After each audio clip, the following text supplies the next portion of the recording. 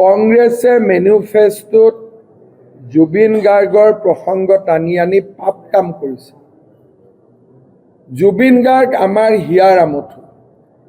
ভোটৰ কাৰণে জুবিন গাৰ্গক ব্যৱহাৰ কৰাতকৈ দুখজনক কথা একো থাকিব নোৱাৰে। বিষয় ন্যায়ালয়ত আছে।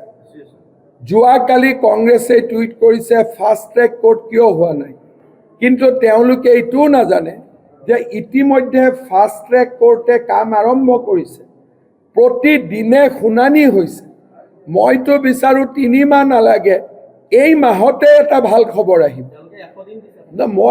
মোৰ যিটো ধাৰণা, যোৱাকালি মই যিটো প্ৰচিডিং শুনিছোঁ কোৰ্টত, মোৰ যিটো ধাৰণা, যি ধৰণে বিচাৰপতিগৰাকীয়ে শুনা আৰম্ভ কৰিছে, হয়তো জুবিনৰ জাজমেণ্ট ন্যায় আহিবৰ কাৰণে আমাক 100 দিন নালাগে।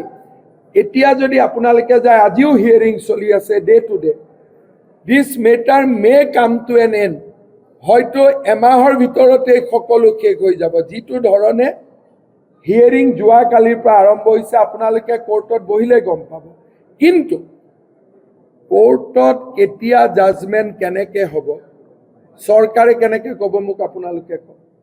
চৰকাৰে কি কৰিব পাৰে? ফাষ্ট ট্ৰেক কোৰ্ট কৰিব পাৰে, চৰকাৰে উকিল দিব পাৰে, চৰকাৰেতো জাজমেণ্ট লিখিব নোৱাৰে। গতিকে কংগ্ৰেছে যিটো কাম কৰিব নোৱাৰে, অকল মাত্ৰ অসমীয়া মানুহৰ আৱেগক চুই যাবলৈ জুবিন গাৰ্গৰ প্ৰসংগ ইলেকশ্যন মেনিফেষ্টোত আনি কংগ্ৰেছে এক অক্ষমনীয় অপৰাধ কৰিছে। আজি কংগ্ৰেছে কাক আনিছে? যিজন মল্লিকাৰ্জুন খাৰ্গে ভূপেন হাজৰিকাক অপমান কৰিলে আৰু জুবিন গাৰ্গক জুবিন মাৰ্গ বুলি কৈ অপমান কৰিলে, তেওঁ কি আমাক ন্যায় দিব? যিজন মল্লিকাৰ্জুন খাৰ্গে অসমত ছেমি কণ্ডাক্টৰত কাম কৰাৰ মানুহ নাই বুলি অসমৰ যুৱক যুৱতীক অপমান কৰিলে, তেওঁ কি জুবিন গাৰ্গক ন্যায় দিব? আজি মই কংগ্ৰেছৰ নেতাসকলক প্ৰশ্ন কৰোঁ যে আপোনালোকে বিমানেৰে আহে, জুবিন গাৰ্গৰ সমাধিলৈ যায়, কাৰণ তাত আপোনালোকে ৰাজনীতি আছে আনে। ভূপেন হাজৰিকাৰ সমাধিৰ সন্মুখেদি আহে, তাতে কিয় নোসোমায়? শ্বহীদ বাকৰিৰ সন্মুখেদি পাৰ হৈ যায়, তাতে কিয় নোসোমায়? তাৰমানে জুবিনক লৈ জঘন্যতম ৰাজনীতি যি কংগ্ৰেছে আৰম্ভ কৰিছে, তাক অসমৰ মানুহে কংগ্ৰেছক ইয়াৰ বাবে কঠোৰ শাস্তি দিব। যদি সঁচাই অসমীয়াক ভাল পালেহেঁতেন, তেতিয়াহ'লে তেওঁলোকে সকলো জেগাতে গৈ অসমীয়াক নমস্কাৰ কৰিলেহেঁতেন। তেওঁলোকে ভাবে জুবিনৰ সমাধিত গৈ ৰৈ ৰৈ বিনালীৰ জেগাত ৰৈ কেতেকী কম আৰু ভোট ল'ম, এনেকুৱা জঘন্য ৰাজনীতি কোনেও কৰা নাই।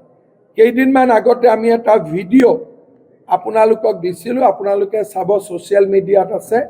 ইনক্লুচিভ মাইণ্ডে তেওঁলোকে ষ্টাৰবাকত বহি এখন মিটিং কৰিছিল।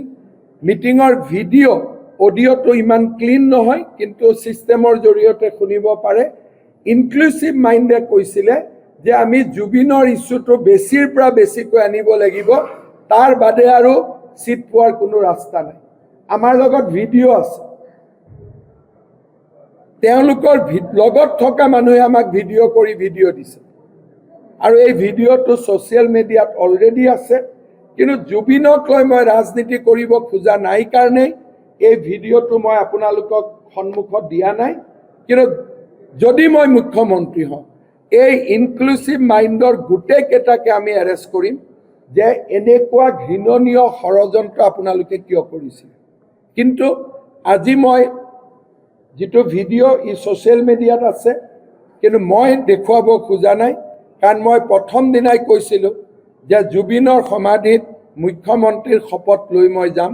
তাৰ আগলৈকে মই নাযাওঁ, বহুতবাৰ গৈছোঁ, আগলৈকে মই নাযাওঁ, কাৰণ মই জুবিনক লৈ ৰাজনীতি কৰিব নিবিচাৰোঁ। জুবিনক শান্তিত থাকিব দিয়ক, জুবিনক নীৰৱে থাকিব দিয়ক। জুবিনে নিজেই কৰিছিল, পলিটিক্স নকৰিবা বন্ধু। এতিয়াতো কংগ্ৰেছে পলিটিক্সেই কৰি আছে জুবিনক লৈ। পলিটিক্স নকৰিবা বন্ধু বুলি কোনে কৈছিলে? জুবিন গাৰ্গে কৈছিলে। সেইকাৰণে মই গৌৰৱ গগৈ আৰু ৰকিবুল হুছেইনক কওঁ, পলিটিক্স নকৰিবা বন্ধু জুবিনক লৈ। যিকোনো খবৰৰ বাবে যোগাযোগ কৰক আমাৰ এই নম্বৰত 9181 307 221।